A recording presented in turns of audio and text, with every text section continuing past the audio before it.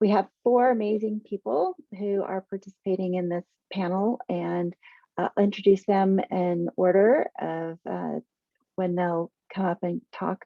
But the Coyote Creek Watershed is the largest watershed in the South Bay area, and it's 64 miles long, and it's just got an amazing diversity of wildlife and things that are happening along it, from homeless issues, of course, to also just protection. Coyote Valley needs a lot of protection, and then out at the Baylands, the work that's being done by various entities, including Katie's, to document wildlife and help it to be sustainable.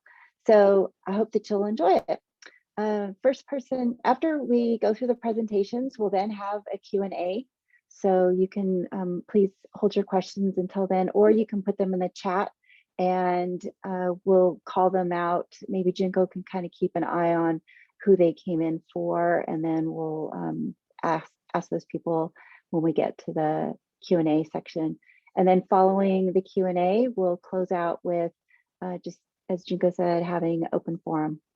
So Ron Horii is our first person. He is amazing in that he takes photos of all the Santa Clara County parks, and he's also a docent with them in the Open Space Authority.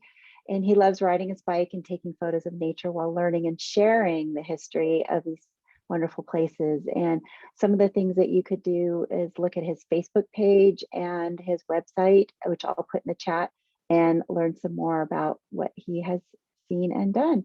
So I'll turn it over to you, Ron. Okay, let me see, share. And all right, you see my picture there? Yes, we do. Thank you. Okay, so I'm Ron Horii. I'm a docent with the County Parks and the Open Space Authority, and I have a website down there. And this shows the Coyote Creek water. I didn't take this picture. The Coyote Creek Watershed, and starting in Henry Coe Park, going down past Palasu Open Space, through Coyote Lake, Anderson Lake, the Coyote Valley, down through San Jose and out to the Bay. And I'm hopefully going to cover all of that. Okay, if my controls work. Hold on. There. Okay, so here's a view from now. I'm sorry, I've never been to Henry Coe State Park, but I've seen it. And this is a view of the rugged, very steep terrain in Henry Coe from Palasu Open Space Reserve. And there's a lot of watershed out there. And here's some more of it. And this also includes some private ranch land. And in Palasu Preserve, which is pretty big, it's got several ridges, Palasu, sheep, and timber ridges. And this is Hunting Hollow Creek, one of the feeders to Coyote Creek. This is coming out of Henry Coe. And this is in August of 2019, by the way. This is Coyote Creek, and it was bone dry, which made it easy to hike through it. But this is when the creek is flowing. This is Palasu, Coyote Creek and Palasu in June of 2009. Okay. Now, the creek flows into Coyote Lake County Park. And here's a view. And let's see, do I have a cursor? Yeah. Okay. So the creek's flowing into the park here below Timber Ridge. And this is a view from higher up. And the creek flows through kind of a wetland area and into the lake. So this was this was March of this year. Okay, and here's a zoom view, and you can see the lake and the dam. And down at the lake level, so this is Coyote Lake in 2012, November. This is down a little bit. Looking across the lake, you can see Timber Ridge. There's a very steep ridge there, higher than the hills of Coyote Lake Park itself. And this part of it is owned by the Open Space Authority. Okay, here's a view from Coyote Dam. And this is Larios Canyon in here, which is adjacent to Coyote Dam. This was recently purchased by the county parks. So this will be part of the county parks, but there's no plans to put a trail up there yet. It's awfully steep. And this is Coyote Creek below Coyote Dam. And this is looking from the Ed Wilson Trail at Coyote Lake. And you can see Timber Ridge here and the dam and the creeks flowing below it. And next to, just above, just north of the dam is Nesbitt Ridge. And the top half of it, a part of it, is Henry Coe State Park. And the lower part was recently purchased and is part of the county park. And a little farther north, this is Otis Canyon. And the lower parts were purchased, and this is part of the purchase by the county parks. They're what do they call it? Coyote Canyon, which is going to be, which they're planning new trails for. Other property back here, you can see the homes that here are private.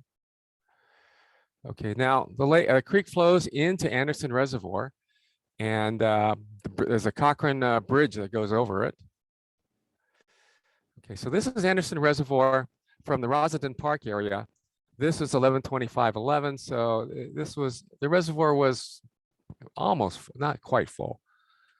And this is what it looked like this year. So this is from July. The lake should be at dead pool level, so this is as low as it's going to get. And you can see how high it used to be up here. All right, so here's Anderson. This is 2017, so this was just before the floods. So the lake is almost full. And here's what it looked like in July this year. And you can see the difference. So this is Anderson Dam in January 2017. So this was like a month before it spilled. And you can see how high it was. Still, it had a ways to go before spilling, but it filled up fast. So this was the day before it spilled. This is the spillway. Yeah, unfortunately, I had surgery. I couldn't be there when it spilled, so I missed all the fun. Oh well. So this is what it looks like now. Look at the spillway. Look at where the lake level is now. But however, in 2006, I did manage to get to see it. I got to see it spilling, but they put this fence up here so you couldn't get close to it. So this is as good as I got. But that's the spillway of Anderson, and look, the most beautiful waterfall in the Bay Area at the time. Okay, and they were furiously trying to drain Anderson so it wouldn't spill. And so they had their outlet pipe going full blast, and it made a huge rooster tail plume coming out. And this is what it looked like yesterday. That's all the water that's coming out of Anderson Reservoir. And it's probably what's coming through Coyote Reservoir. Okay, however, there's water in the creek. Now, if you go down in there, you can see this little building here. That's a hydroelectric plant that generates electricity from Anderson. And it has an outlet. And I think that's the outlet of the hydroelectric plant. So there's a little bit of water coming out of there, but there's a whole bunch of water coming out of this pipe. And if you could look here on this street, if you're standing in the street, you look way back, you see a big, long, open greenway. And at the other end of it is a pumping plant, a switching plant. It's a Coyote, I forget what they call it, but the San Felipe pipeline, bringing water in from San Luis Reservoir, goes to that plant and it switches it around. And I believe this is the outlet. That's how they're bringing water into Coyote Creek now. Okay, so this is what Coyote Creek looked like in Anderson just before it spilled. I wasn't there when it spilled. It got way high when it spilled and just kind of flooded everything. It caused picnic tables to float downstream. This is what it looked like yesterday. And there's, there's a lot of water in it. So that's pretty good. So, but I would guess that most of this is imported water. Okay, and this is from our BioBlitz yesterday. So there's the water flowing down Coyote Creek. That's Merav. Okay, so there's a series of ponds in the Coyote Valley, and they're called the Osier ponds. They're former gravel pits, and this is what one of them looked like in June. And the Coyote Valley, this part of the Coyote Valley has lots and lots of wildflowers. So this is the wildflower show in April of 2020. Okay, and so Coyote Creek flows underneath a bridge, and this is what it looked like in May of this year. This is what it looked like in June as I started shutting off the flow. And this is what it looked like in August, totally dry. And if I were to show you what it looked like now, it looks like that. Okay, they're bringing the water back. So this is a Coyote Creek, by the Coyote Creek Golf Club, where the creek comes right next to the trail there. And this was in May of this year. This was in August. And I was just there on Saturday, and it looked like that again. Okay. So this is a Coyote Creek Trail crossing by Bailey. So you can cross right over the middle of the creek. It's a great place to get right down close to the creek. And this was in May, and this was in July. And it's still dry. The water hasn't reached this far yet. Okay, so now we're gonna go way up. So this is a view from Coyote Ridge, and this is a view of some tule elk, and they're above the South Coyote Valley, where you can see a lot of greenhouses out there, as well as farms.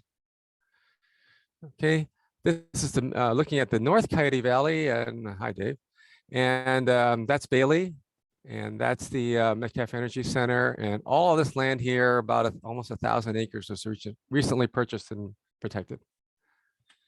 Okay, and from there you can see the north. This is Coyote Ridge. There's the Metcalf Energy Center. There's the PG&E substation, and then these are the Coyote Lake and Parkway Lakes. And so, you know, civilization urbanization kind of starts right here at the Coyote Narrows, and that's Tulare Hill. Okay, so going into Coyote Valley Open Space Preserve, and one of the major feeders into Coyote Creek is Fisher Creek, and one of the tributaries of it is here.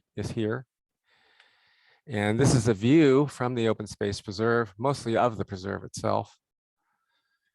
And this is also another view, and looking towards the North Coyote Valley, you can see IBM there, the only really major industrial site in the Coyote Valley. And there's the Metcalf Energy Center. Okay, this is looking across from the preserve at all the farmland that's still out there.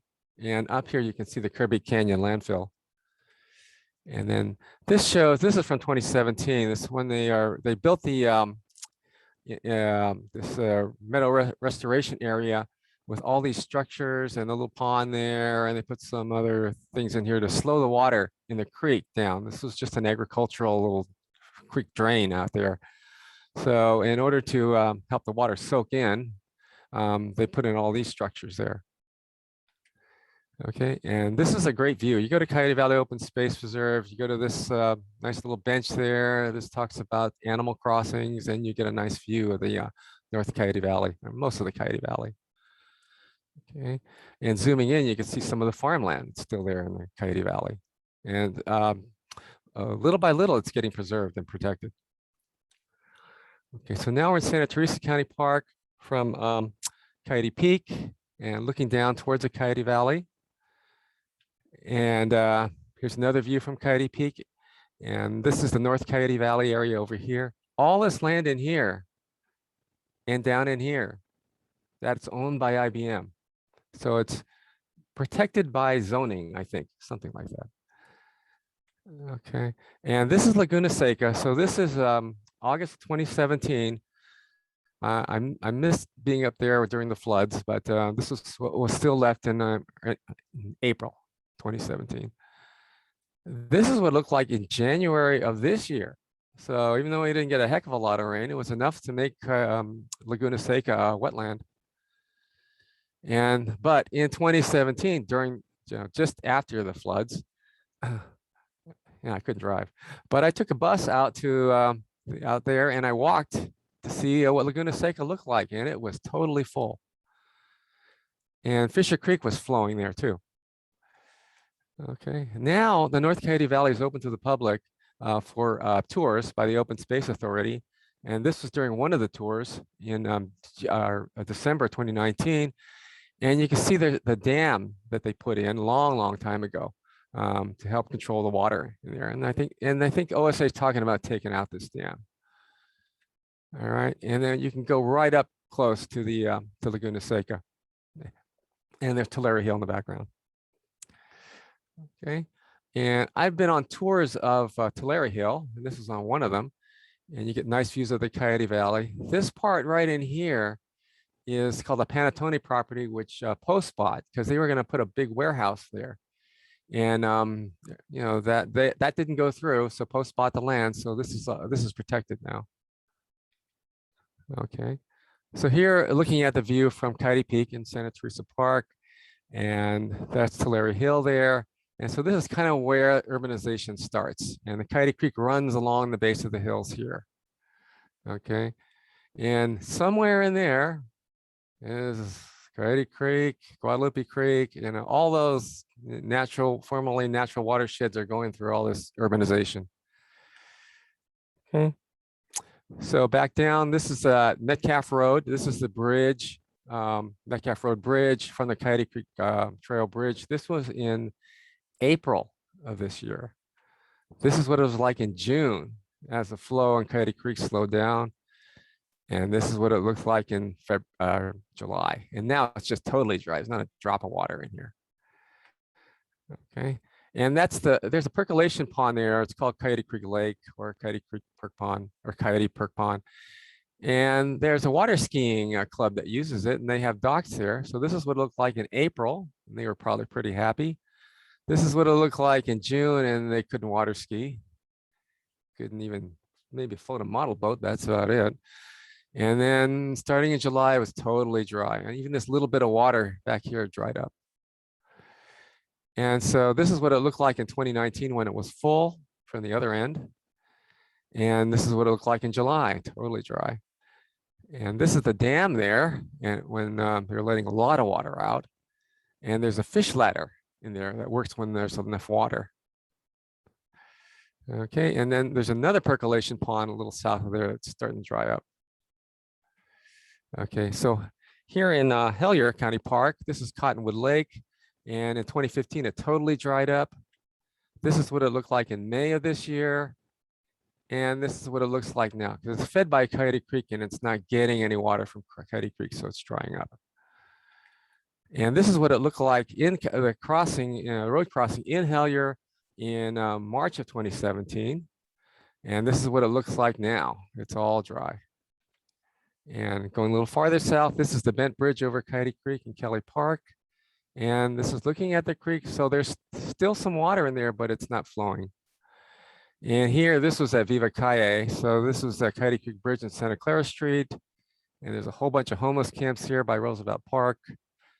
And there's water in the creek though, but not flowing. So this is when Coyote Creek flooded. This was south of Tasman Drive in 2017. This is what it looked like yesterday. And the Coyote Creek Trail goes through Milpitas, and this is the trail there, and that's tidal water though. And finally, almost finally, Coyote Creek flows out to the bay through Coyote Creek Lagoon and comes out by El Viso, and the drawbridge is the ghost town is back there. And then finally, Coyote Creek ends at the El Viso Slough in San Francisco Bay. And that's it. Okay.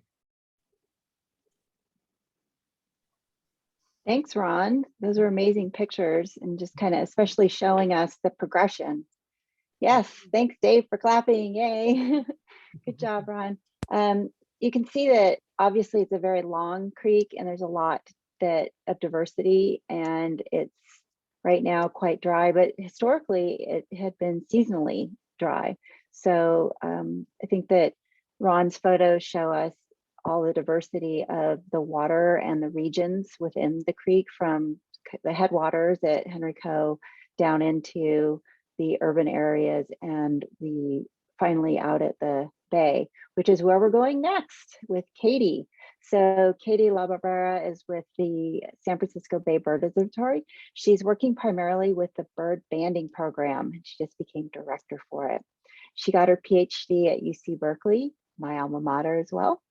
And she's studying dark-eyed juncos on mountains, and has also studied the complicated love lives of house wrens and how gray tree frogs count. All of her clothes have birds on them, so fun fact there. So Katie, why don't you go ahead and share your presentation, and we're looking forward to hearing from you. Thanks so much, Deb, and thanks everyone for coming. Hopefully when I make this presentation size, you can still see it.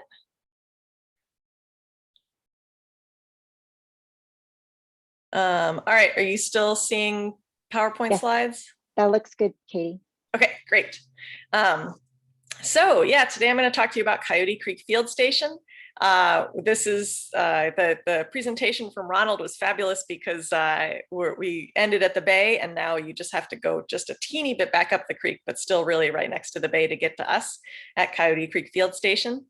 So to get an aerial view of that, here you can see the bay, all the salt ponds. And if you just look where that small yellow square is, and then we blow that small yellow square up to be the slightly larger yellow square, there's a little polygon in there that is showing you a little strip of land along Coyote Creek. You can't see the creek from the air, but you can see the strip of greenery around it. So it looks green from the air. That little polygon is where Coyote Creek Field Station is. This is on Valley Water land, but they let us go there. This is what that area looked like in 1939. You can see it was pretty much all farms, very little industrialization, very little buildup. Our area was pear orchard. In 1985, we have a lot more buildup, also these salt ponds. You can see toward the top there, it's massively become built up with houses. But this little patch is still green. The forest is still there along the creek. Notice that there's not forest away from the creek. It's sort of a grassland elsewhere. This is what it looks like today. So it looks very green in this photo, but I think it must have been in the middle of the winter. Often it is not very green, but you can still see that snaking of Coyote Creek with the trees along it.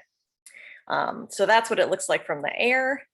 If we zoom in, this is still that little polygon. This is what it looks like right now. We think about it in terms of different habitats because there's 4 distinct habitat types in this area. So Coyote Creek itself is running below that strip of the greenest trees there on the far right. Then that blue polygon is an area of forest that was restored in 1987. So I mentioned it had been pear orchard before. They cut down the pear orchard and they looked at all the plants that were in the riparian strip along Coyote Creek and planted a mix of those species, and in fact tried to take source veg from that forest along Coyote Creek to try to get as the most local plants they could get. That was a bit of a test to see how well the restoration worked. They learned some things from that restoration and then applied those lessons in the green polygon on the left, which was restored in 1993. And in the middle is something we call the overflow channel. It's grassland, but it is also overflow for Coyote Creek. So in the winter, Coyote Creek usually floods once or twice in this area, and that water will end up in the overflow channel, and we will end up with something between a few puddles to complete flooding several feet deep. Coyote Creek looks somewhat different, or rather this, our Coyote Creek Field Station looks like this from the air, but on the ground, it looks pretty different. Let's see if I can, there we go. So yeah, on the ground, it is gorgeous. You are not nearly as aware as you are looking from above that you are in this little oasis of greenery in the middle of urbanization. It feels like you're really out in the woods. We have lots of tall trees. We have, grasses get big in the summer in the overflow channel. The overflow channel is especially beautiful, I think, in the morning. So I'm a bird person, so we're getting there in the morning pre-dawn, but it's really wonderful to see the sunrise over the riparian forest. There's often these layers of mist in the overflow channel as you get these layers of cold air and warm air moving through. You get dew on the spider webs that can be really pretty. It's full spider season there right now. We have some very healthy large spiders there hanging out right now, and generally a lot of animal diversity. But we're focused on the birds specifically. And so to monitor the birds, we set up nets. So we have these strips of nets located, as you can see on this map, in these 4 different habitats. We run different nets on different days of the week.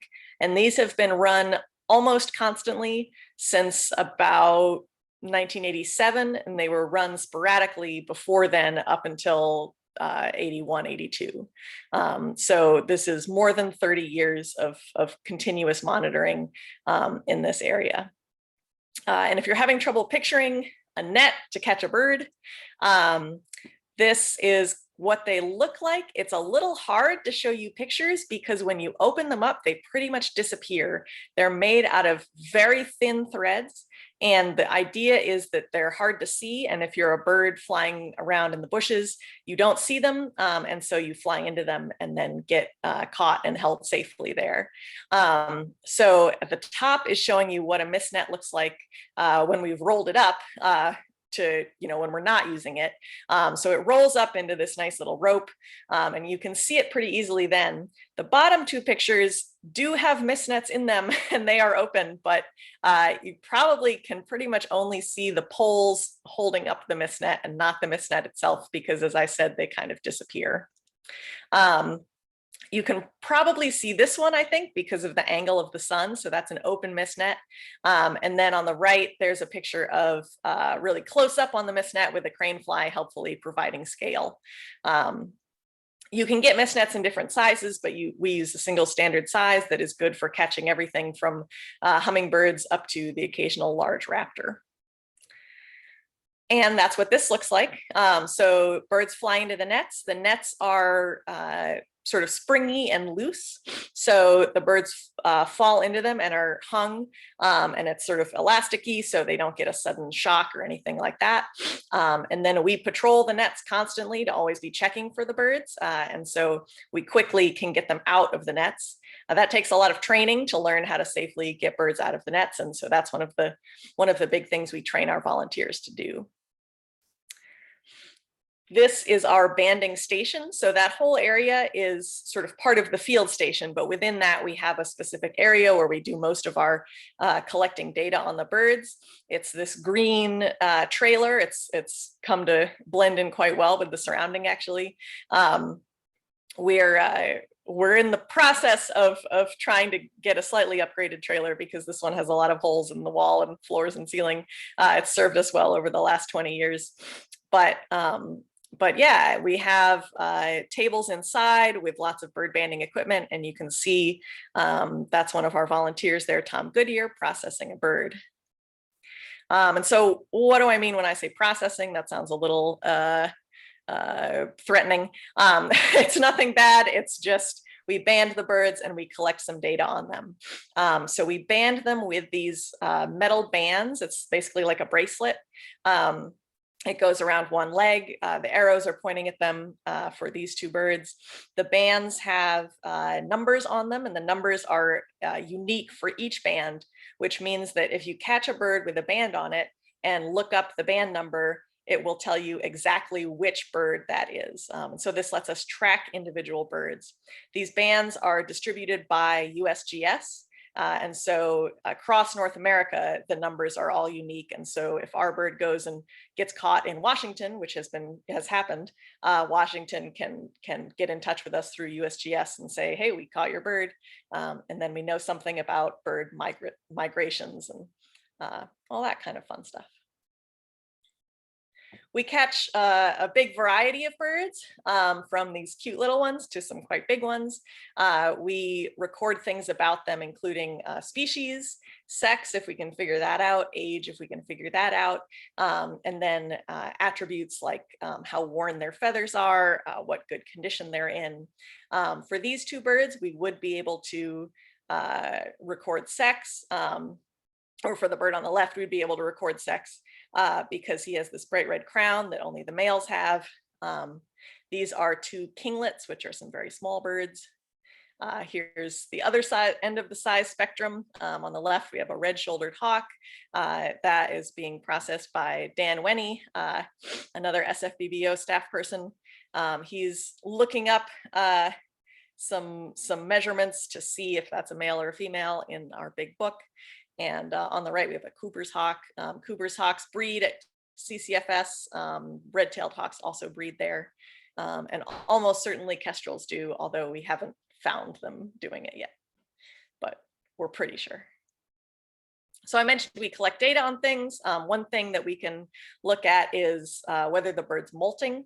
So this is showing you a woodpecker on the left and a tiny bird called a bush tit on the right. And the red bar there is just pointing out that there's some groups of feathers here that look different from the other groups of feathers. And that's because those are fresher feathers. So feathers fade in the sunlight and wear. And if birds don't regrow them periodically, they would end up all tattered and not able to fly. So when they grow these new feathers, you can see them, you can tell them apart because they look fresher and darker.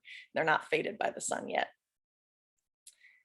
We can also look at fat in birds. So birds look like they're covered in feathers, but actually if you gently blow on them, you can usually move the feathers aside and see the skin underneath. These pictures are of live birds. They're fine, they're healthy. We've just blown on the feathers to part them on the chest. The picture in the back there is an artist's rendition of what a bird looks like if you take the feathers and skin off. So they have these two massive flight muscles in the chest. And then there's a dip at the base of the neck between those flight muscles, and birds store fat in that dip. So the yellow bird on the left there, you can see that dip. There's not the, it's just a dip. So this bird is not very fat. The bird on the right, the white bird, is a bird that has filled that dip entirely with fat. And so that tells us things like how much food there is available for the birds. And we can think about things like bird condition and survival. Yeah, and again, this is harmless to the birds, very quick data to take. We do a lot of educational programs at CCFS too. So we love to get in local college classes, high school, middle school. We collaborated with Marshmallow Minds to do a curriculum for middle schoolers where they learn about bird migration and also do this sort of design-centered learning where they build circuits and relate that to bird migration. Our main goal at CCFS is to monitor bird populations and make sure, well, to get as much data as we can to try to make sure that there are diverse and healthy bird populations in the Bay. This is what our captures look like over the course of a year. So there's months along the x-axis there, starting in January, ending in December. And then the number of birds we generally catch per 100 net hours, and net hour is just a unit of effort. So it's how many nets you have open and how many hours they're open for. So just a standardized way of measuring how many birds we capture. That top black line is our total number of captures. So you can see that we are pretty steady in the number of birds we catch through about June. We have a dip in the summer, and then we have a big increase in the fall due to fall migration. So we're just hitting fall migration now and getting more birds. These two lower lines, the blue one and the yellow one, are separating out newly captured birds and recaptured birds. So you'll recall we put that band on the bird's leg. We often do then recatch those same birds. So we get birds in that have those bands on their legs. So that's a recaptured bird, a bird that we've already seen before. And we do collect data still on them. And so then we can track them throughout their lives.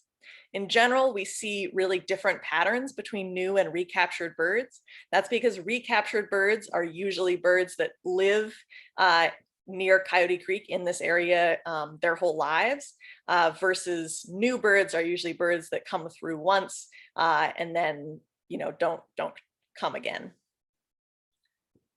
We can do things like look at how different these habitats are, which can tell us things about individual species habitat preferences, and also broadly speaking how productive these habitats are.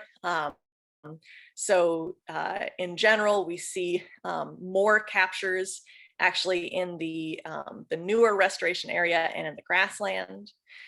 We can break this down even more. So this is a paper that is just in the process of being published now. I know these are sort of weird figures, but bear with me for a second. So these are basically representations of the suite of bird species found in each habitat. And if the circles overlap, that means those two habitats have pretty similar bird diversity, a similar suite of bird species. If they're far apart in this space, that means they have very different bird species. And we looked at this over time. So the top panel there is 96 to 98. The middle is 2004 to 2006. And then the bottom is 2012 to 2014. And we were trying to see if the restorations were successfully supporting the same suite of birds as the mature riparian habitat. Because that was the goal, was to restore this pear orchard to instead mimic this original mature riparian habitat. So in the top, the original mature riparian habitat is the green circle. The black circle that is overlapping it, that is the older restoration, the 87 restoration. And so the fact that they're overlapping tells us that actually that restoration is doing a pretty good job of replicating the services to the bird community that the riparian habitat gives. The little yellow circle is the newer restoration, 93 restoration, and that one doesn't overlap, meaning it is still a different habitat. And it is not mimicking that riparian habitat. And then the blue circle is that grassland. We don't expect that to overlap because grassland supports very different birds from riparian forest. Moving on in time to 2004, 2006, you can see that the black and green circles still overlap. So the original riparian habitat and the older restoration are still similar, but the yellow circle has gotten closer.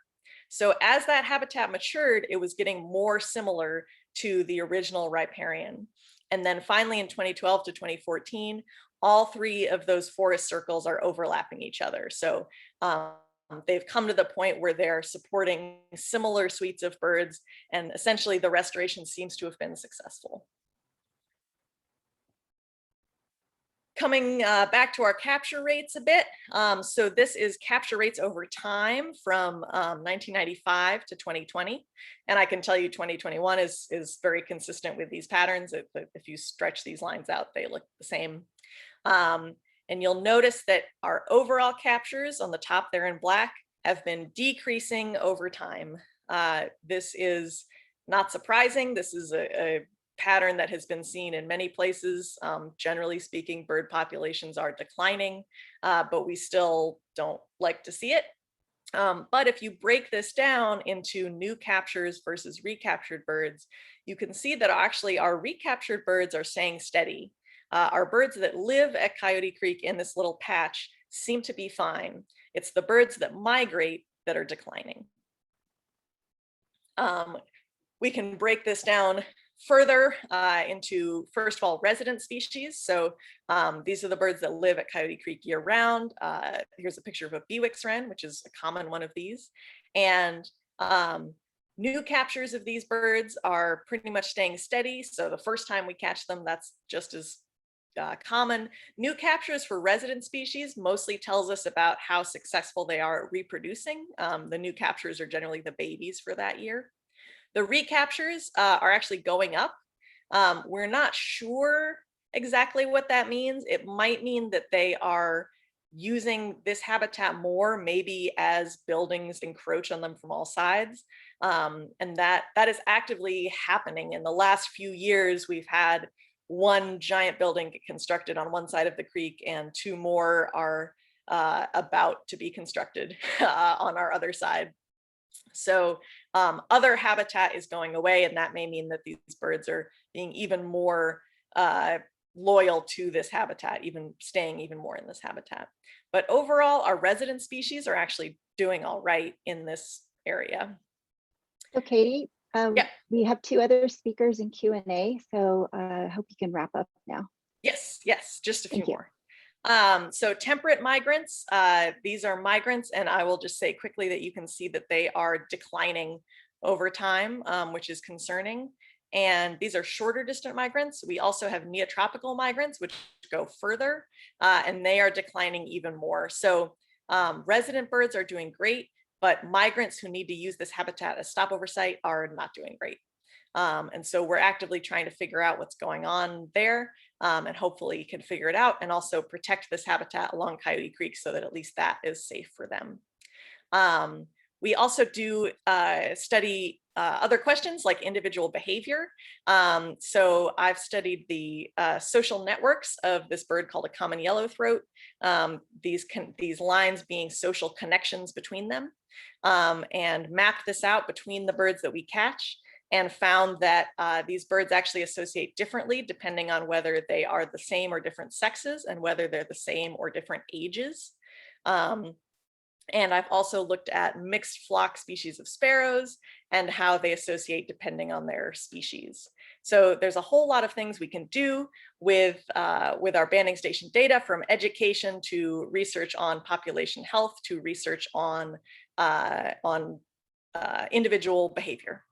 Yeah, and if you're interested in this, there's our website, sfbbo.org, and thanks so much. Thank you, Katie. Man, that was a lot of great information. Oh, look at Dave. Hooray, Dave. Thanks. We've been out at the banding station, and it is a really amazing place.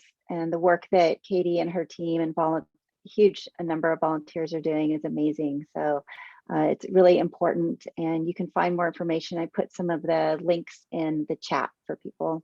So at this time, I'd like to introduce Jen Michelsen, and she's going to talk about the Singleton Crossing Interim Bridge project. Jen is an environmental planner at Valley Water in Santa Clara County, and also serves the County of Santa Cruz on the Fish and Wildlife Commission. So it sounds like you've got a bit of a commute. Jen's experience includes wildlife research and conservation, watershed management and stewardship, and restoration project management. So in her free time, you can find her camping in wild places, birding, or beachcombing with her husband and young daughter. So take it away. Thank you. That was such a fun presentation as a birder. I really enjoyed those bird photos. I don't usually get to do bird work anymore, so that was really a treat. So we're going to move up a little bit more, quite a bit more into the watershed back, following the map that we've been seeing today, these presentations. And we're going to talk about the Singleton Crossing. We are building an interim bridge at the Singleton Road at the Coyote Creek Trail. And so let's see.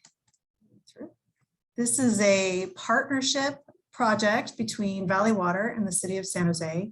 City of San Jose has been the lead agency. They're holding all the contracts, and Valley Water is providing the majority of the funding and the planning and kind of support for engineering. So I wanted to begin with a land acknowledgement. Coyote Creek is located on the traditional territory of the Tamian and Ohlone people. And through this process, we did consultations with both of those tribes, and it's been a great learning experience and a great partnership. They've been very supportive of the project. Singleton Road was first mapped by USGS in 1897. So it's been there for over 120 years. In the early 1900s, agriculture and farming became much more widespread in the area, as we've seen in some of the pictures today. And until 1964 through 1978, there was just a huge residential development that started there. And at that time, they also placed the Singleton landfill right there next to the crossing. The Singleton landfill only was operating for a handful of years. I think it was already done by 1978. And it was at that time, we think that they probably put in the culverts, but before that, it was just a low water crossing, kind of just some dirt and rocks that were put into the creek to provide passage from one side of the creek to the other for agricultural purposes. In 2002, once the development projects were kind of completed, they closed the road to traffic and just made it the Coyote Creek Trail. And then in 2009, the Singleton Road was really identified and as an important fish barrier for salmon. And then I think that was around the time when there was a lot more interest in this project, and that at that time when the biologist identified it as a major barrier for fish.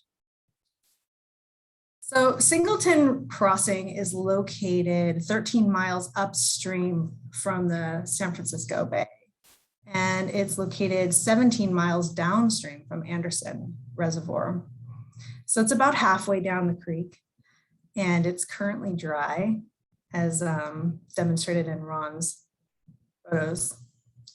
In 2012, the voters of Santa Clara County approved Measure B for fish habitat improvement, was one of the aspects of Measure B. And so that's where the funding came from. And in 2015, there was a feasibility study, and we started doing the planning work for it. The city was planning on doing an ultimate, like a major project where the bridge would have been a much larger span bridge from the top of bank to the top of bank. And that, unfortunately, there were challenges with that. And so they didn't have funding for it. It was going to be a pretty expensive project for the city of San Jose. And at that time, Valley Water was really interested in supporting this project, pushing it through. It's a really important stewardship project. And so they agreed to fund the project and provide the staff to plan it. Some of the problems with the Singleton barrier, which many of you probably are already familiar with, is that there's these two perched culverts that fish would have a really hard time jumping into if they wanted to try to migrate upstream. During high stream flows, the water flows over the road, and like you can see from this picture, but that's not your typical, that's just in high stream flows. Fish would move up that, they could move up that during high stream flows, and typically salmon do move up during the sort of, as the stream flow peaks after a storm, then the fish would start moving up. And so the fish have moved past it, and they do spawn upstream of it, but then it creates more challenges for juveniles moving down because the culverts could get blocked, and there's a lot of sediment and debris accumulating behind the culverts. And so it can create a barrier for juveniles coming downstream as well. It also has been a geomorphic barrier for sediment. And so it's sort of denuding the downstream stream bed of cobble and rock that's needed downstream. And it's also a safety issue. This is the Coyote Creek Trail, and there's pedestrians and bicycles that are frequenting through there. And when the stream flows get really high, then it creates a safety concern. So the project goals for the project was to remove the fish barrier, and also while also maintaining the creek trail, the Coyote Creek Trail. And then some secondarily, we wanted to enhance Western pond turtle basking and nesting habitat in the area, and also improve the geomorphic movement and allow for sediment to move downstream. So the plan that came to fruition, and I think there were members of the public that actually came up with this idea. So you gotta applaud the public for coming up with this creative solution. For this interim bridge was to use rail car bridges. And so what we did was we excavated the road recently. In the last couple of weeks we started, and we're now in the process of grading the stream bed from upstream to downstream. So it's about the same topography as you would have found before the stream was, the barrier was there. We'll be installing rock spurs on the edge of the stream to protect the bridge abutments from erosion. And then we'll install the rail car, and it's going to be quite a feat for them for the contractors to install, because there's some high PG&E wires over the road that follow right where the road was. And so they'll have to slide it in with some, I think they're going to use an excavator and a forklift to slide this rail car bridge in. Once the bridge is in, then they're going to also put in some railings to keep it safe for pedestrians and bikes. And then they'll put asphalt over the rail car. So it'll look just like a road and it'll function like a bridge. And this is a couple of examples of what other rail car bridge look like. And this is a photo of, you can see how much sediment was accumulated from in the stream bed there. I mean, this is where the road was, so they had built it up quite a lot, and it looks like it was 10 to 15 feet above the stream bed. So I took that picture last week or the week before.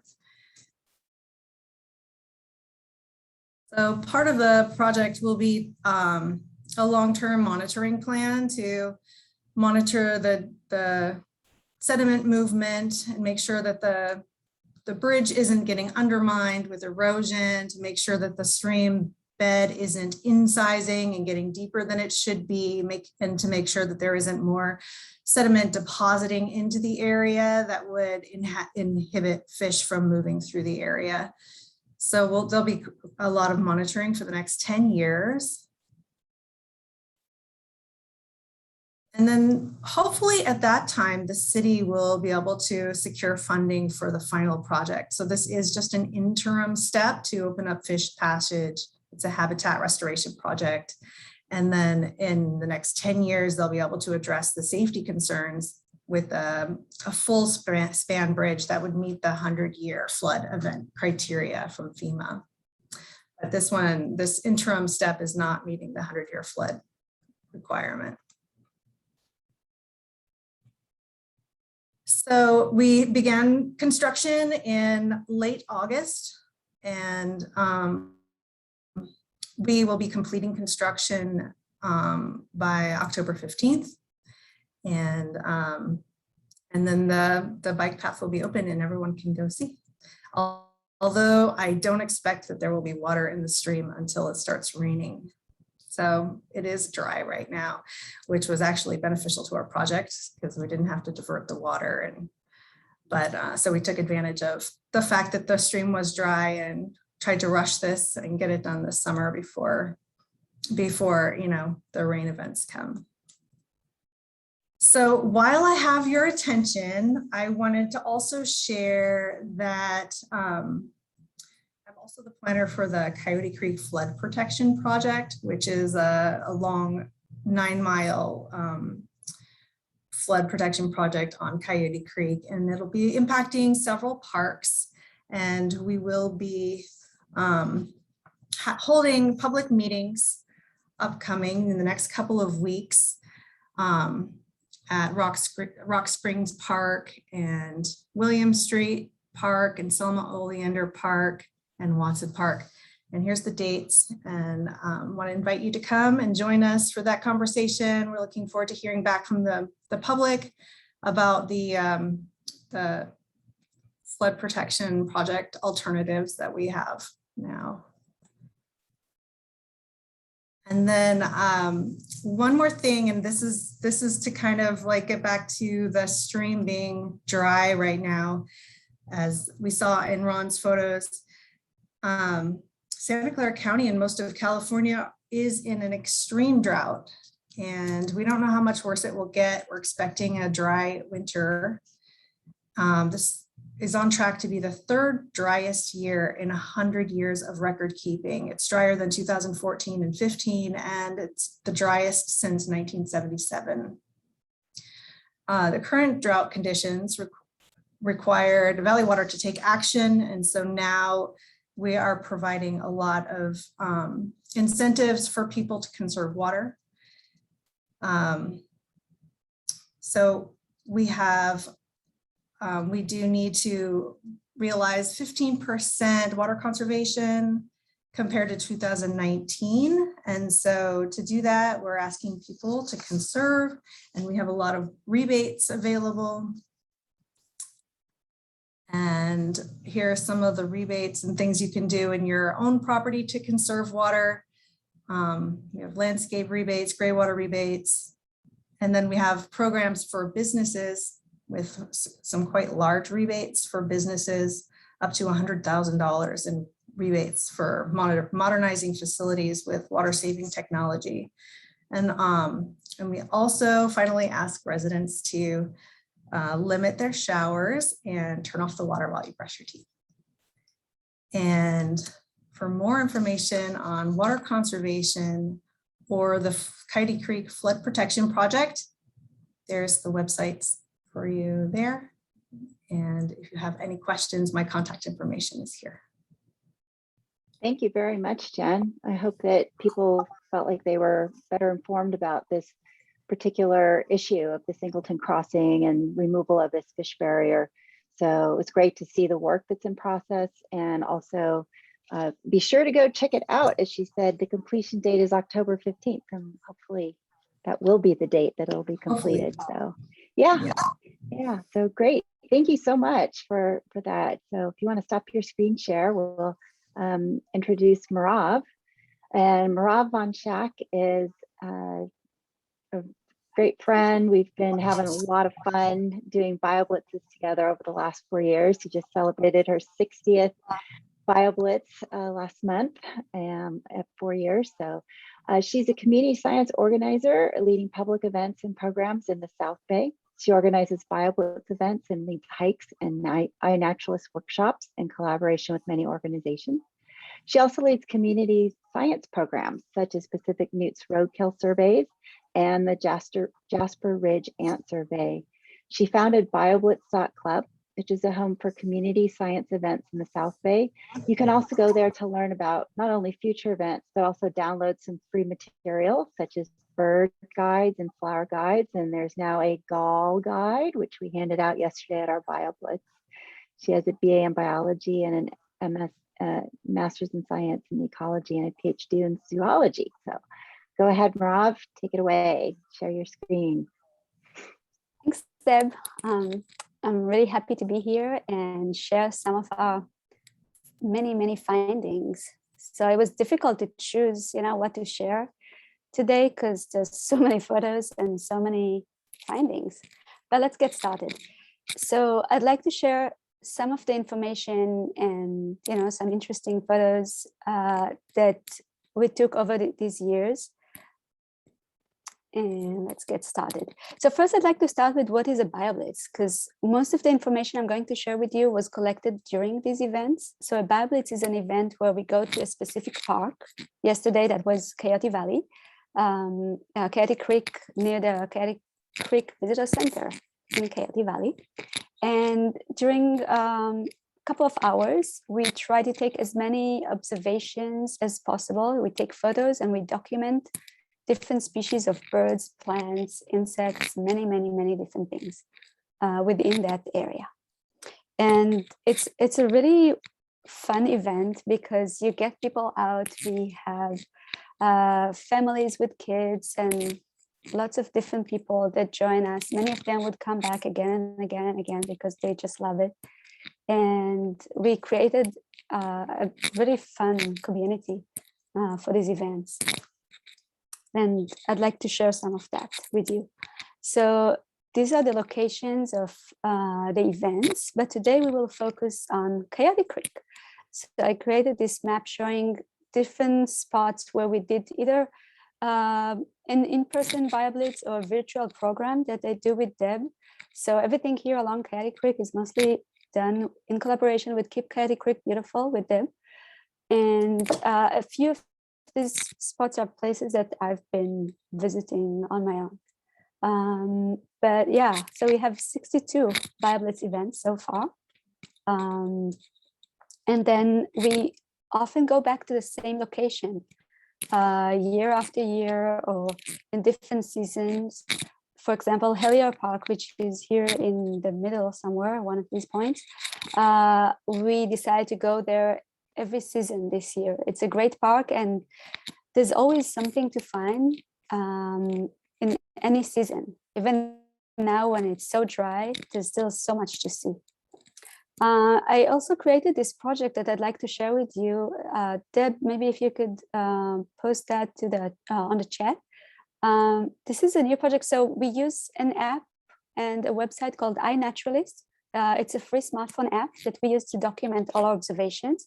So we simply go and take photos of different organisms But it's not just what we see, not just the flower or a plant. It's also if we find bird feathers or animal tracks or scat, which is a nice word for animal poop. So we document all that stuff, and it shows us who lives in this environment.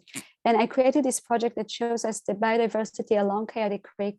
For now, it's from the Anderson Reservoir to the bay, but hopefully I'll be able to expand that into Henry Cove. But yeah, you can probably recognize a few of the places that Ron and other people were just presenting. And you can see that we have over 20,000 observations in this project. This is not just from BioBlitz events, but many of them are. And you can see that over 1,000 people contributed to this project. And we documented together about 1,500 different species. So it's just incredible to see the diversity you have along one creek in this city.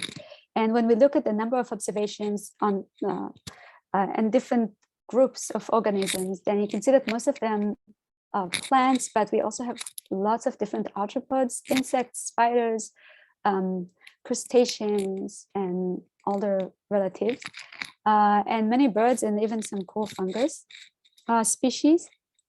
And these are the actual numbers over there. And then when we look at the number of species, you can see that we have very high number of arthropod species. And I think this is awesome because people really don't look much at arthropods. They're misrepresented. We're missing many of the species. Some of them are unidentified. So we can't actually identify them to species level because we don't know enough about them, or because they're difficult to ID from a photo. But anyway, just to show you that we are looking at some of these less represented groups, which I think is very important. We document many non-native species. So this is looking at the same observations from this project I showed you. So over 300 species of non-native species that we found along the creek. There are probably many more, unfortunately. And then many threatened species. For example, we go to different parks. So we explored a little bit of Henry Cove, but we do our events mostly in Coyote Valley, but also in different urban parks in San Jose. And even in the middle of San Jose, if you go to a park like Kelly Park, which is really, there's nothing special about that park. We go there because it's along Coyote Creek and it's an interesting place for us to explore. We often find endangered species there. And you'd be amazed that one of our endangered species is actually a snail, this shoulder band snail right here. And we find many, many other species of interest. We also look at different macroinvertebrates that we find in the creek. So we often scoop them out using aquarium nets, and we have our docents. So the BioBlitzes include both participants that are people that sign up for these events online, but also docents. We have a wonderful group of volunteers that come and help us in many of these events and lead small groups and help them explore the area and show them how to document things and how to find different organisms. And this is one of the things we do. We scoop things out of the creek or the pond and we look at them. And the reason we do that is because not only they're interesting and we always hope to find something new and something interesting to us, people usually don't notice them.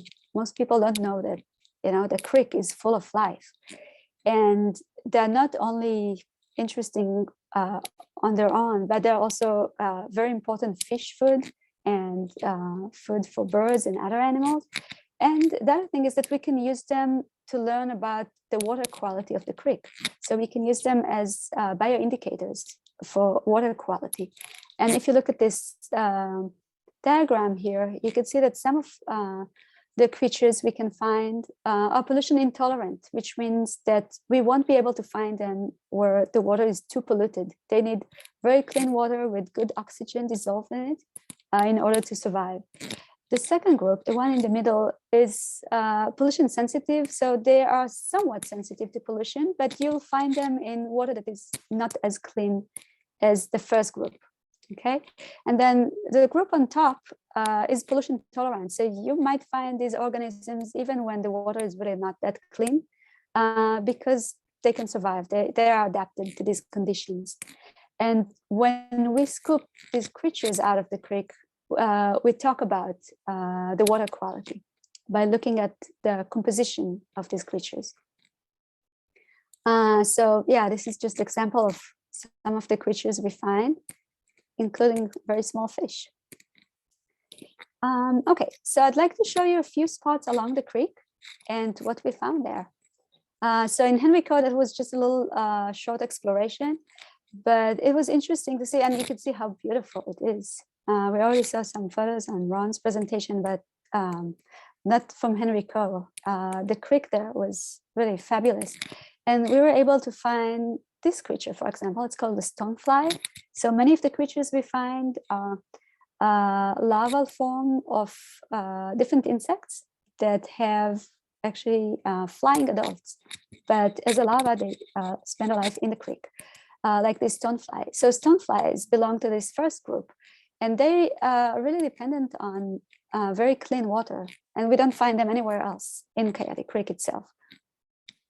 We also found some mayflies, which are really important because sometimes they form huge biomass and are really important fish food. And we found some of those and some caddisflies, again, different insects that have their larva developing in water.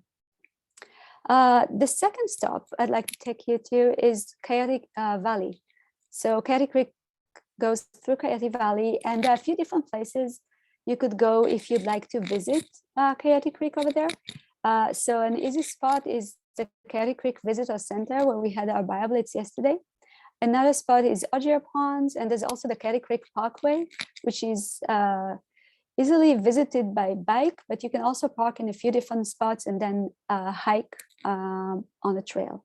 And this is the only part of Coyote Creek that now has good water in it, as Ron mentioned, because even higher up in this area, there's no more water. But there's really great stuff to see. This Coyote Creek yesterday during our BioBlitz. These are some of the creatures we find in there. So all sorts of little insects that belong, some of them belong to this group, but some of them also belong to the second group. So the not that sensitive to pollution, so they can survive even if the water is not super clean, but still pretty great diversity of different creatures, some of them native, some of them non-native. We even get flatworms, which I guess are probably just present everywhere because they don't mind if it's polluted or not. Yeah. And then I want to share a few of our interesting findings. So on one of the BioBlitz pre-hikes, we went under a bridge in Coyote Valley, and my friend noticed that there was guano, there was a bat poop on the ground. We looked up and we saw this little circular hole in the bridge. So this is one of the huge 101 bridges that go in Coyote Valley. And later on, when I came home, I enlarged the photo and you can see all the little bat faces inside.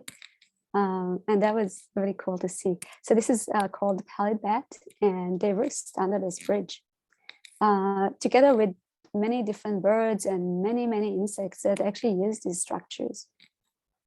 And it's interesting that sometimes you find interesting findings even in a really ugly place. This is another bridge in Coyote Valley, where I found something that really might not look like much. This is called freshwater sponge.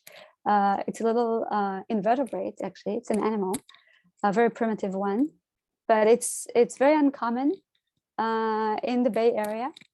And the thing that I found even more interesting was this little creature here. It's called spongilla fly. So it's actually related to Neuropteran, to lacewing, for example, if you know what that is. Tiny insect that feeds on this spongilla fly. And 20 years earlier, I was looking for that when I did my BA. and I was supposed to study these creatures, but never found them. Maybe they got extinct from the lake where I was looking for them. So I emailed my advisors and told them that now I can finish my project.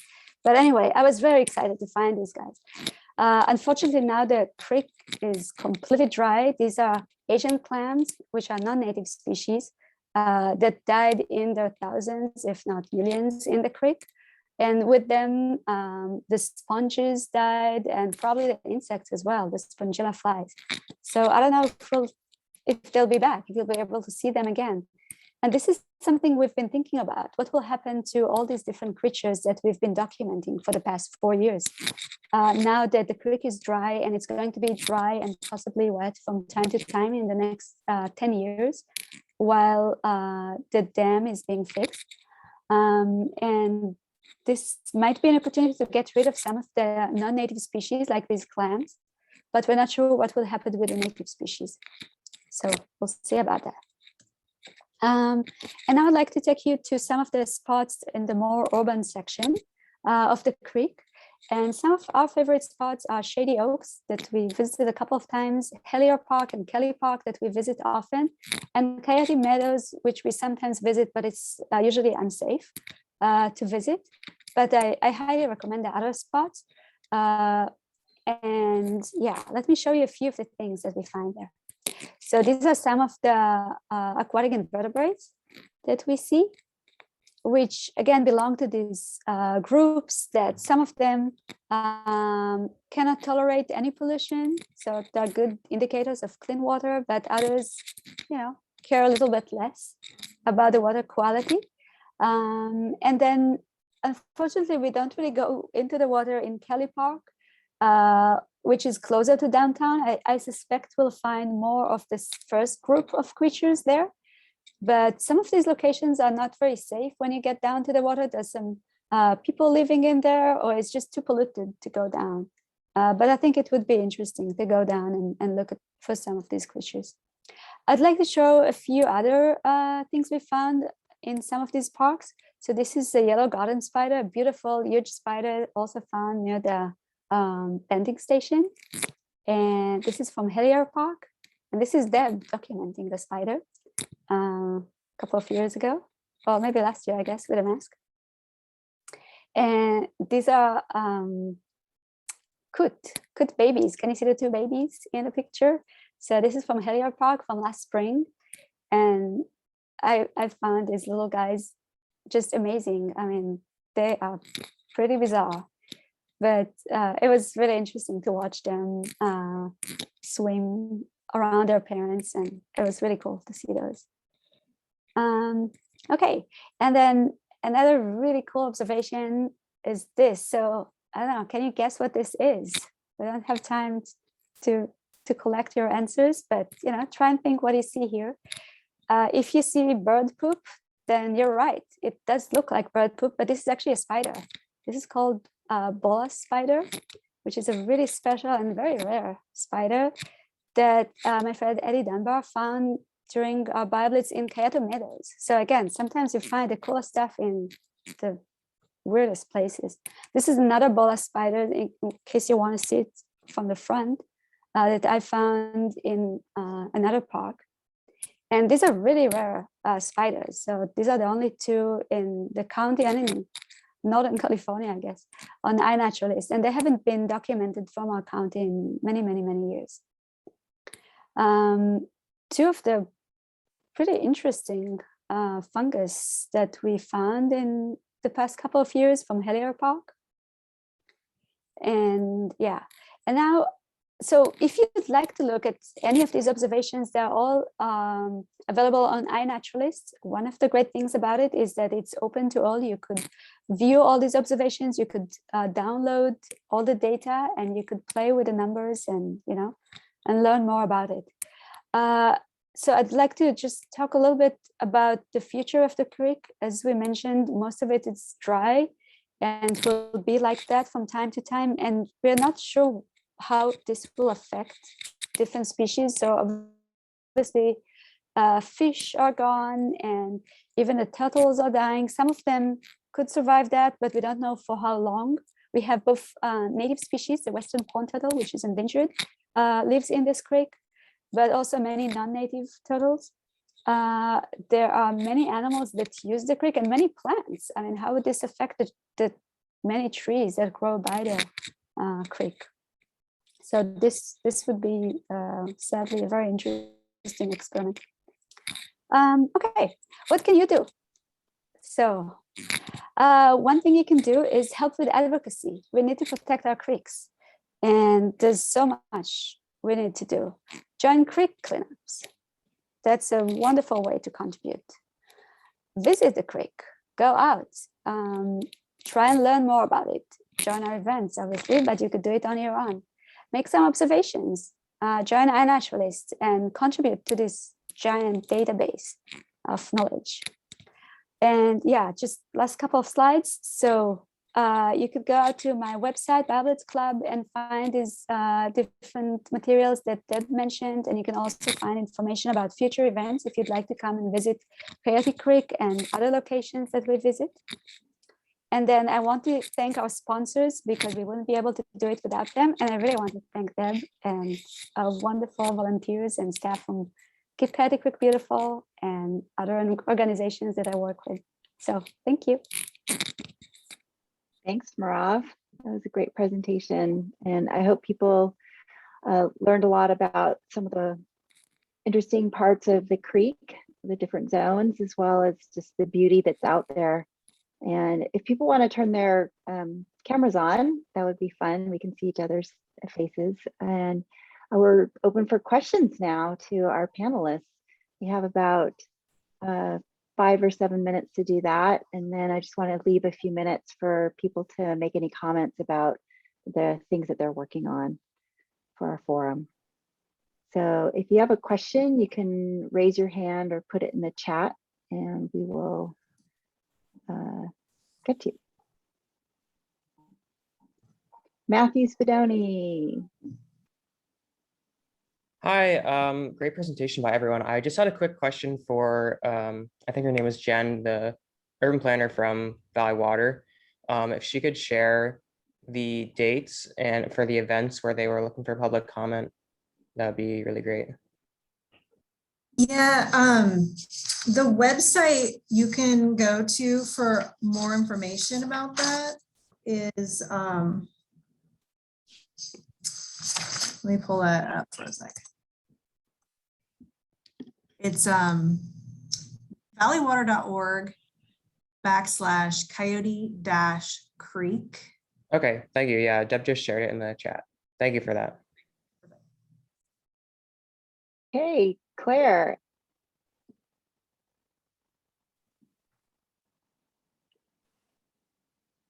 It keeps muting me. Oh, now it's stuck. I really appreciated Ron's history of where things are going and coming from. I had just learned yesterday at the BioBlitz from Deb about San Luis Reservoir contributing water to Coyote Creek and was just really kind of floored by that, actually. And I'm really interested in whether Ron or Jen or somebody can share the history of how that's decided, you know, where water's moved around and if there's, I assume that it's for habitat value, but maybe it's also recharge of groundwater. So that's what I'd like to know.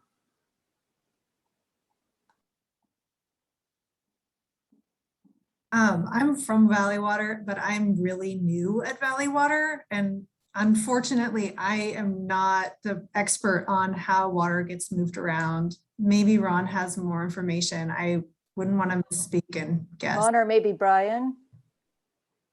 Or both. Ron, do you know what the history is there?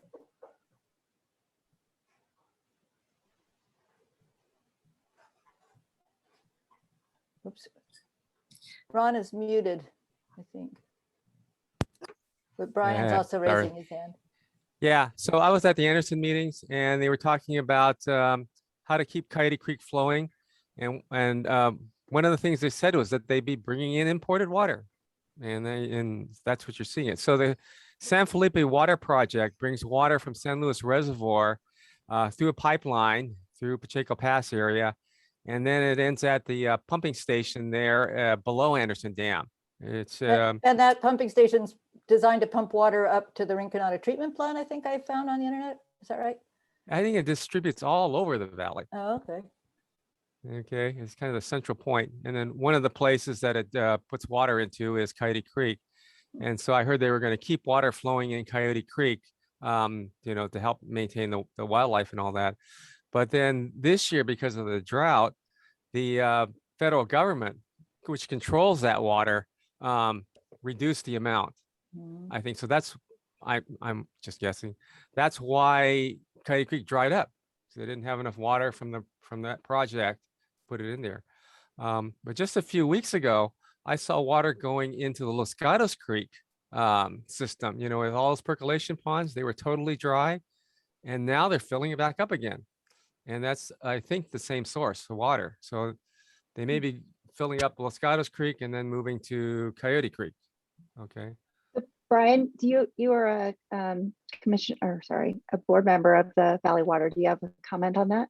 Yeah, that water's moved around from San Luis Reservoir to other reservoirs as needed, including Anderson. They can get it all the way to Stevens Creek. They did some supplementation a number of years ago during the drought. And while it does help for habitat, that isn't necessarily the reason. That water will percolate down and restore groundwater supplies as well. So there's both a water supply and a habitat reason for releasing it into streams. Thanks, Brian. We'll have Dave Pichelle, and then we've got a question from Oscar afterwards. Well, go ahead, Dave. On the same topic, you know, we do have some experience from the drought before 2017. And at that time, I had expressed some concern to my board member, Linda Lizotte, that perhaps they should, you know, the Valley Water should send some water down the streams because they were completely dry in my watershed, the Guadalupe, that I'm familiar with. And so I don't know what the story was on Coyote, but we in fact lost a lot of trees in the, you know, the riparian forest due to the drought and the water being turned off. And, you know, some of them, you know, bounced back pretty quickly, the willows and things, but we lost some, you know, ancient, you know, heritage sycamores, a lot, quite a few died. And I think it's probably because, you know, historically when they were young, they were getting occasional floods and then things would dry. But with the water system now, where the water's on all the time, the roots are not adapted to, you know, experiencing some drought. So then, you know, we had all this, you know, we lost those beautiful old sycamores, and, you know, then we've got all the debris in the creek, and the water district had to get in there and, you know, cut it out. Anyway, I think it's something that the water district should consider, just trying to keep the riparian forest alive. Just, you know, it would have been a question for Jen, but I maybe just leave that as a comment. Thanks, Dave. So Oscar had a question: how will sea level rise impact the lower reaches of Coyote Creek? Katie, do you have any sense of what the answer might be to that? Oh, I don't. I mean, SFBBO is looking at sea level rise, but more in the context of our transitional habitats along the bay that the shorebirds use. No, I mean, that's, yeah, definitely something to worry about. Peter, I think you've done some work on sea level rise, haven't you? Not really. I wouldn't be able to really answer. I mean, I've been involved with some studies and stuff, but I'm not really knowledgeable that much on that. Okay. Are there any other questions for our speakers, our panelists? Okay, seeing none, it is 1:31, so if anybody would like to drop off, you're welcome to, but we also could stay on and share a little bit of what we're up to, which is part of what our forum is for, is to give a little bit of an update on our projects. Go ahead, Dave. Okay, so I want to bring to your attention that we have a riparian corridor policy in the city of San Jose for protecting the riparian areas against development. There's also a habitat agency plan where they've incorporated a setback, against development near the riparian areas. But recently, when was that? Last week, the San Jose City Council approved a very large 16-story building with 3 stories of underground parking in the downtown area with an 18-inch setback from the Guadalupe River. And I was very disheartened at how easily the council and the mayor decided to do this without, a conscience about it. We did some heavy lobbying and tried to educate them about the reason why we have this riparian corridor policy. We're a little concerned that, it really wasn't even lawful what they did. It's arguable about whether there's a required minimum, but the expectation is that even in the developed urban areas, you have a 100-foot setback. If you're doing a redevelopment project, that you could consider a reduced setback. But I think a reduced setback doesn't mean 18 inches. And it also is questionable because it says you really shouldn't be doing a reduced setback if you've got a history of erosion and a possible threat to that. And this site is currently Valley Water right at this site of this proposal. They're currently doing bringing in the big boulders to fix an erosion problem. And so, an 18-inch setback, was very disheartening. And so I think as the campaign season gets underway with 3 of the candidates for mayor coming from the city council that just approved this, Dev Davis, Matt Mahan, Raul Perales, and frankly, the other candidate for mayor, Cindy Chavez, because Labor was actively supporting this project, probably would have voted for the 18-inch, right on the top of the bank development as well. So I think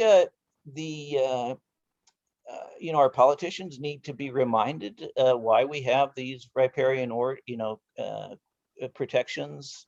So if you get involved or have communications with candidates for office, make sure they are educated about the fact that there's good reasons to, even in the downtown area where we need to keep some, piece of a living stream as a corridor to the better habitats, they need to be educated about this. So anyway, I just wanted you to be aware of that. Thanks, Dave. Katie, you have your hand up. Oh, no, sorry, I was clapping. I agree with Dave. Oh, sorry about that. Does anybody else have something they'd like to share about the work that they're doing, or a concern going on in the South Bay or the Peninsula watersheds? Well, I can mention that the Open Space Authority has been having this series about the Coyote Valley, and I think they've got 1 more left, something like that. And then they're going to start the planning process for what they're going to do with the Coyote Valley, and they're inviting the public to get involved with that.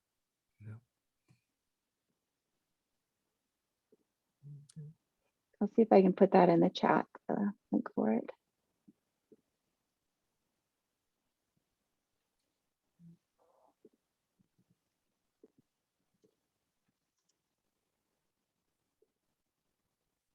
Okay, Claire.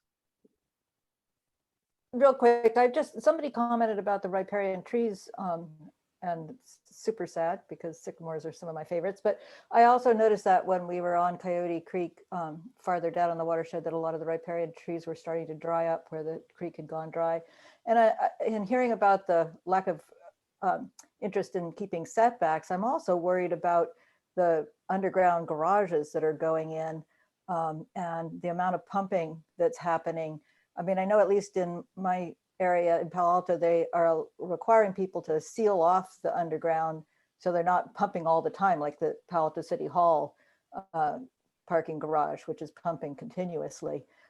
But one house in the Palo Alto area put something like, I think it was 3 million gallons of water into the creek out of the groundwater table. So it seems like there's got to be impacts to trees from that drawdown, especially for if a parking garage. I think what Dave was saying was that had a deep parking garage right next to the creek. So it's going to be drawing down the creek while they're constructing, if not after construction when they develop leaks and need to keep pumping. So I'm just wondering, it's something that maybe we could talk about for a future watershed forum. But yeah, that's actually a really good idea. I'll put that on the list, Claire, for us to consider. Bill, you have something you want to share? Yeah, along with what Dave was just mentioning about that 16-story building, there's a site just north of the arena on the Guadalupe. It's the former Milligan News site, and they are going to tear down some existing buildings and want to build a parking lot that goes right to the creek edge. And I just think we should all be aware that the city is wanting to do that. And yeah, thank you, Bill. If I could jump in just a little bit on that, because that's not far from this office building that I was talking about. Okay. And it's basically in order for the mayor to get the SAP Center or the Sharks to accept the Downtown West proposal with the Google Village. Apparently he made a deal with him that said, he'll build some more parking near the SAP Center. And so this is that Milligan property that you're talking about. There's old buildings there that are going to be torn down to become a parking lot. But they want to pour the asphalt all the way to the top of the bank. And in this case, so if you go back to when the Habitat Agency created its plan, federal law, they had the idea that even where you were redeveloping and you're tearing down old buildings or something, that you would have a minimum of at least a 35-foot setback from the top of the bank. And apparently the mayor, I wasn't aware of this at the time, but Shanique Kleinhaus pointed out that the mayor got in a paragraph at the end of the process that said, oh, except if you're not adding more than 5,000 square feet of hardscape. Okay, so now the Habitat Agency plan doesn't apply in some cases like this office building I was talking about, but there's still a city plan. But at any rate, in this case, the proposal I don't think is legal in terms of the habitat plan, because it does plan on creating more hardscape than is there now, including something more like 10,000 square feet rather than the 5,000. Anyway, I'm getting into the weeds, but again, we've got a proposal right after this office building for ignoring the riparian policies. And in this case, I think it's not legal on two fronts, with the Habitat Agency. But thank you for bringing that up, Bill. Sure. Yeah. I would just like this city to follow its own guidelines. And we've learned so much over the last 20 years about, keeping a good border, riparian border that helps the life of the river so much that, we should, in this new construction area for downtown San Jose, I really think we should follow those guidelines. So thank you.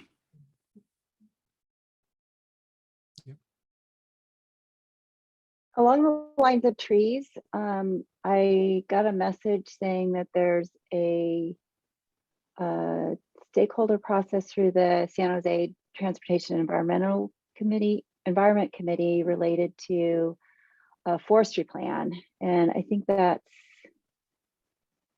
Dave, are you following this? Monday, October 4th. So that might be an opportunity for anyone who wants to speak on behalf of the forestry plan as it stands right now with the draft, and that it perhaps needs some adjustments to it. It's got some flawed information and maybe needs some additions to it. So if you're interested, you can contact me directly and I can put you in touch with the person who is helping to lead the comments for that. Does anybody else have something they like to share on the work that they're doing or events that are coming up?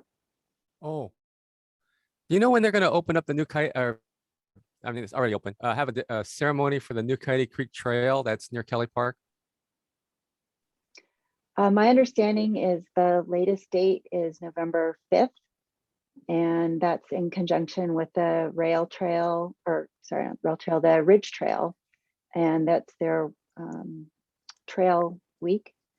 So that's the latest that I've heard. Bill, do you have you heard anything else more recent? No, I haven't heard any more solid dates about that.